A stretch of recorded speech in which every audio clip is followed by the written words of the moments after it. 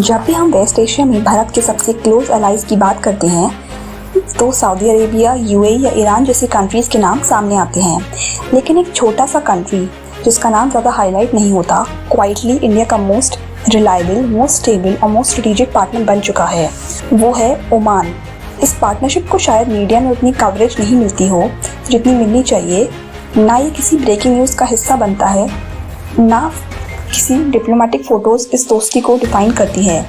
लेकिन ground level पे जो डेवलपमेंट्स हो रहे हैं, they are nothing short of transformative. India और ओमान के बीच जो silent diplomacy, deep strategic understanding और क्वाइटली अनफोल्डिंग मिलिट्री और ट्रेड पार्टनरशिप्स चल रही है, उनका लॉन्ग टर्म इम्पैक्ट बहुत बड़ा है। इस वीडियो में हम अनकवर करेंगे एक ऐसी पार्टनरशिप के बारे में जिसके बारे में ज़्यादा बात नहीं होती, लेकिन भारत की मैरीटाइम इन्फ्लुएंस, एनर्जी सिक्योरिटी और रीजनल स्टेबिलिटी के फाउंडेशन को क्वाइटली स्ट्रॉन्ग बनाती है।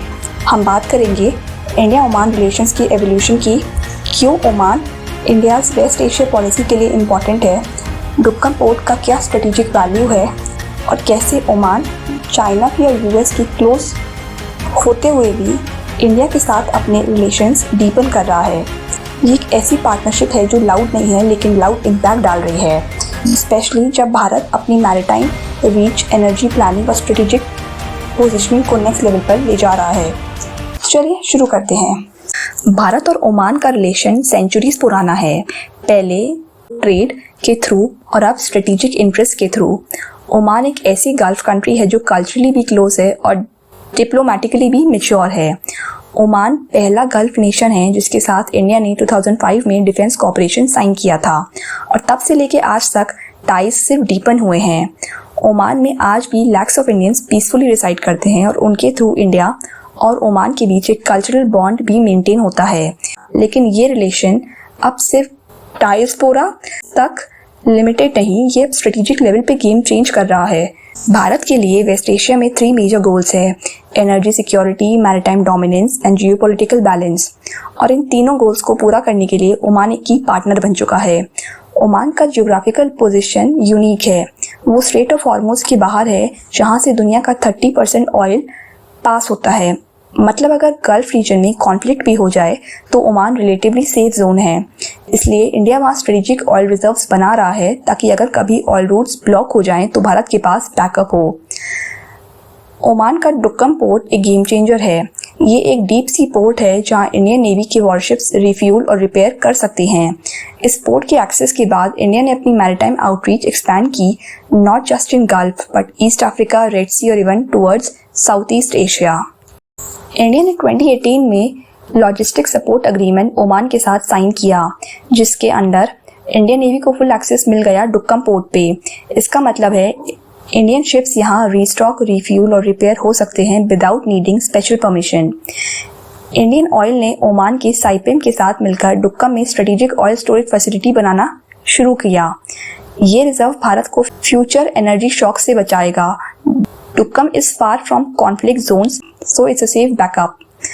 इंडिया और Oman regular tri service exercise करते हैं।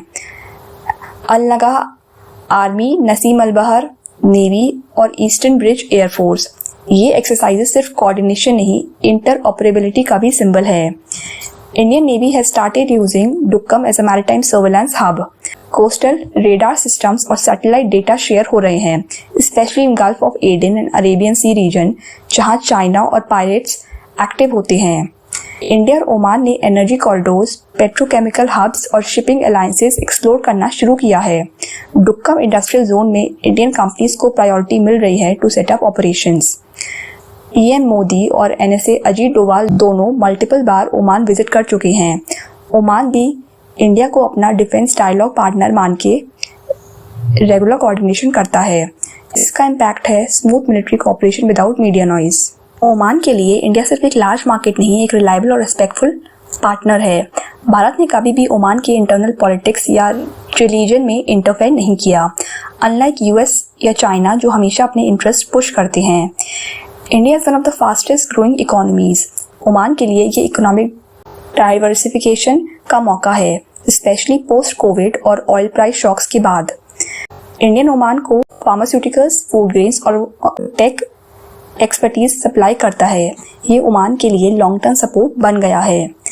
ओमान में इंडियन कम्युनिटी वेल इंटीग्रेटेड है।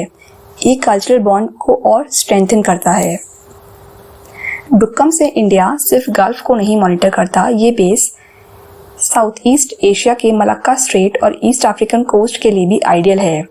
चाइना ने जब ग्वादार और जिबूती में अपनी प्रेजेंस बढ़ाई, इंडिया ने क्वाइटली डुक्कम एक्टिवेट किया। यहाँ से इंडिया सी लेन्स मॉनिटर करता है, चाइना की बेल्ट एंड रोड एम्बिशंस को चेक करता है और पायरेसी और इलीगल स्मगलिंग पे नजर रखता है। डुक्कम सिर्फ एक नेवल रिफ्यूलिंग स्टॉप नहीं, भारत का फ्यूचर स्ट्रेटेजिक बेस बन रहा है। Without officially calling it a base, India is doing repair stocks, repair docks, oil terminals, naval surveillance centers and supply chain logistics hubs.